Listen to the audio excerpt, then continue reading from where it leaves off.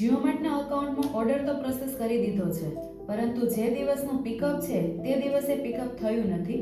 તો તેના માટે તમારે શું પ્રોસેસ કરવાની છે તે હું તમને આ વિડીયોમાં જણાવીશ. સૌપ્રથમ તમારે જીઓ માર્ટમાં લેફ્ટ સાઈડ જે મેનુ છે ત્યાં સપોર્ટ પર ક્લિક કરવાનું છે. ત્યારબાદ અહીંયા ક્રિએટ ટિકિટ પર ક્લિક કરો. અહીંયા જે કેટેગરી છે કેટેગરીમાં સિલેક્ટ કરવાનું છે પિકઅપ રિલેટેડ, સબ કેટેગરીમાં સિલેક્ટ કરવાનું છે પિકઅપ નોટ ડન, અને અહીંયા ઇશ્યુ ટાઇટલમાં પણ તમારે લખવાનું છે પિકઅપ નોટ ડન. હવે અહીંયા જે આ ફોરવર્ડ શિપમેન્ટ નંબર છે ત્યાં તમારે તમારા ઓર્ડરનો જે શિપમેન્ટ નંબર છે, જે આ ઓર્ડર આઈડી છે બરાબર, આ તમારે કોપી કરવાની છે અને અહીંયા તમારે પેસ્ટ આપી દેવાની છે.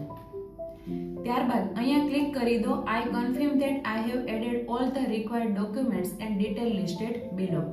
ત્યારબાદ ઇશ્યુ ડિસ્ક્રિપ્શનમાં તમારો જે શિપિંગ એજન્ટ છે તે શિપિંગ એજન્ટનું નામ તમારે લખવાનું છે. તો કોણ છે શિપિંગ એજન્ટ? ડિલિવરી, બરાબર. તો એ ડિલિવરી તમારે કોપી કરવાનું છે અને અહીંયા પેસ્ટ આપી દેવાનું છે.